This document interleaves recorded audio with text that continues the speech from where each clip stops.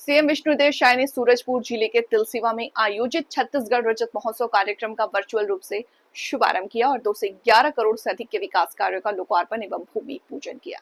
इस अवसर पर उन्होंने सूरजपुर के नए बस स्टैंड स्थित अटल परिसर में भारत रत्न स्वर्गीय श्री अटल बिहारी वाजपेयी की आदमकद प्रतिमा का अनावरण किया तथा किसान मेला सह जैविक मेला का वर्चुअली शुभारंभ किया।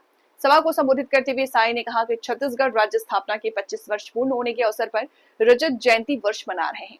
इस अवसर पर छत्तीसगढ़ की गौरवशाली यात्रा का प्रतीक है। बीते 25 वर्षों में राज्य ने विकास के अनेक आयामों को स्पर्श किया है और अब हमें नए संकल्पों के साथ आगे बढ़ना है। उन्होंने सभी नागरिकों से एकजुट होकर प्रदेश को प्रगति की नई ऊंचाइयों तक पहुंचाने का आह्वान किया। हम लोगों ने हमारे माननीय प्रधानमंत्री श्री नरेंद्र मोदी जी को भी आमंत्रित किए हैं, उनकी भी सहमति मिली है और माननीय राष्ट्रपति महोदया को भी हम लोग इस रजत जयंती महोत्सव में आमंत्रित करेंगे, उनका भी शुभागमन होगा। तो बड़ी भव्यता के साथ हैं, आप सब लोगों को भी सहभागी होना है और 25 वर्षों में बहुत तेजी से विकास हुआ है छत्तीसगढ़ का। आप सबको मालूम है कि पहले जब छत्तीसगढ़ राज्य नहीं बना था तो इस क्षेत्र में भूखमरी होती थी, बच्चे भूख से उपवास होते थे, लोगों की मृत्यु तक हो जाती थी। लेकिन 1 नवंबर 2000 को श्रद्धेय अटल बिहारी वाजपेयी जी ने हम लोग को छत्तीसगढ़ राज्य बना के दिया। तो आज के इस अवसर पर छत्तीसगढ़ के निर्माता भारत रत्न श्रद्धेय अटल बिहारी वाजपेयी जी को भी नमन करते हैं, उनको विनम्र श्रद्धांजलि अर्पित करते हैं। उनका भी जन्म शताब्दी वर्ष चल रहा है, तो इस साल को हम लोग निर्माण वर्ष घोषित किए हैं और पूरे प्रदेश में अधोसंरचना के लिए इस साल 4000 करोड़ रुपया ज्यादा बजटीय प्रावधान किए हैं।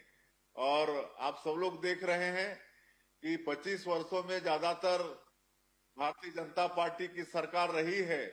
लगातार 15 साल डॉक्टर रमन सिंह के मुख्यमंत्रित्व में सरकार चली है और 15 वर्षों में पूरे प्रदेश का चहुमुखी विकास हुआ है।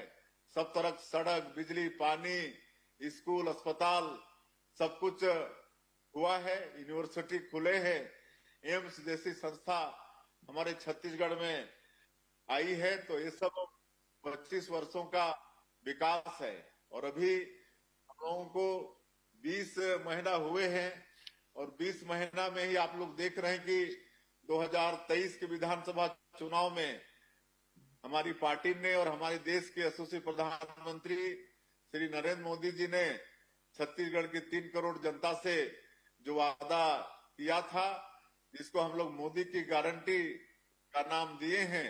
और मोदी की गारंटी अगर बोलते हैं तो गारंटी पूरा होने की गारंटी है और जो भी वादा था हम लोग मात्र ये 20 महीने के छोटे से समय में ही पूरा किए हैं। 18 लाख हमारे गरीब लोग प्रधानमंत्री आवास से वंचित हो गए थे, उनका सबका प्रधानमंत्री आवास स्वीकृत करने का काम किए हैं। किसानों का वादा भी पूरा किए हैं। 2 साल प्रत्येक एकड़ 21 क्विंटल धान खरीदे हैं, 3100 रुपया धान का कीमत भी दिए हैं, 2 साल का बकाया बोनस भी दिए। आज 70 लाख से ज्यादा हमारी माता बहनों को महतारी बंधन योजना का 1000 रुपया प्रति महीना वो भी भेजने का काम करते हैं। तेंदू पत्ता का कीमत बढ़ाए हैं, 4000 से 5500 मानक बोरा किए हैं। चरण पादुका योजना फिर से चालू किए हैं, बोनस देने का काम फिर से चालू किए हैं। इस तरह से सारा जो मोदी की गारंटी में वादा था उसको पूरा करने का काम हमारी सरकार कर रही है। 5,62,000 जो हमारे प्रदेश में भूमिहीन कृषि मजदूर हैं उनको भी 10,000 रुपया देने का काम किए हैं। रामलला दर्शन योजना शुरू किए हैं, इसमें अभी तक 22,000 से ज्यादा राम भक्त इस योजना का लाभ ले चुके हैं।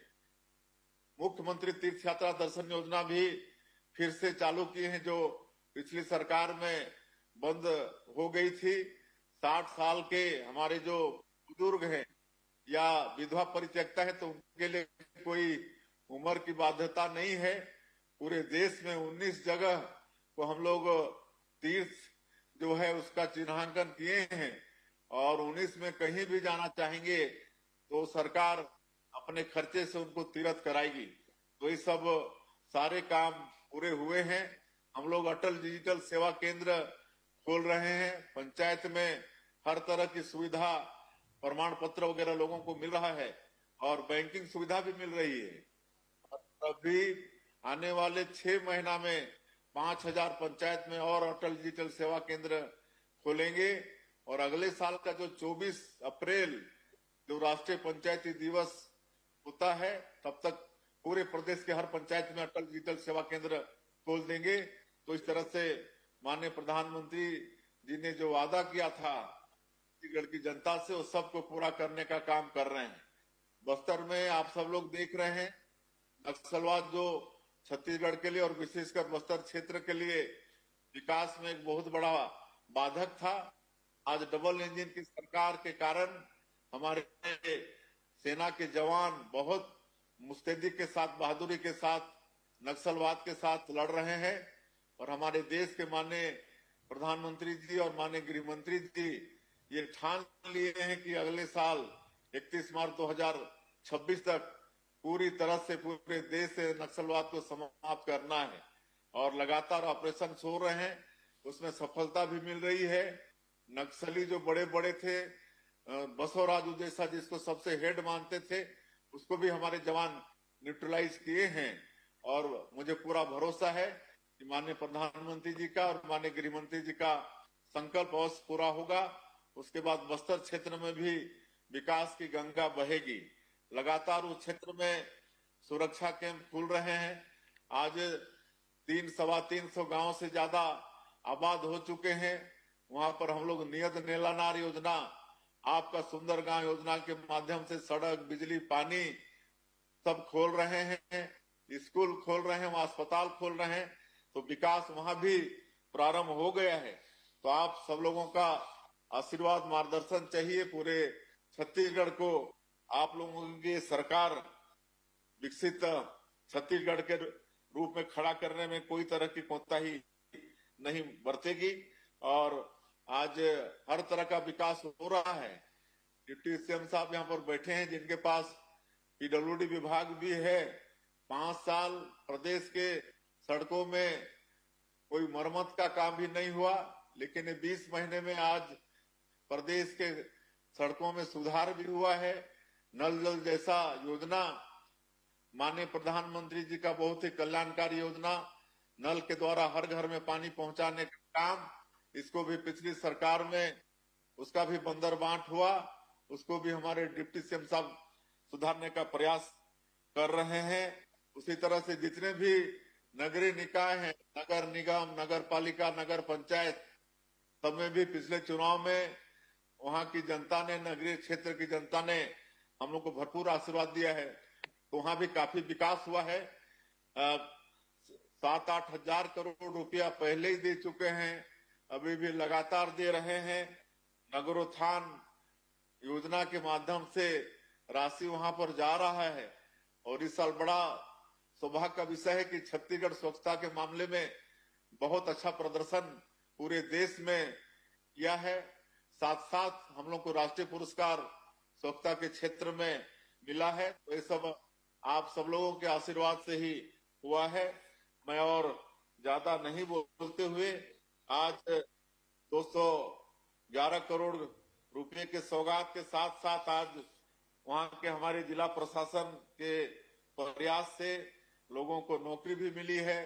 कई योजनाओं का लाभ भी हमारे लोगों को मिला है। उनको भी मैं फिर से एक बार सबको बधाई देते हुए और अंत में मैं फिर से क्षमा चाहूंगा कि हम लोग चाहते हुए भी आज प्रत्यक्ष आप लोगों के बीच में नहीं आ पाए। वर्चुअली आप सब लोगों का दर्शन लाभ हम लोग ले रहे हैं।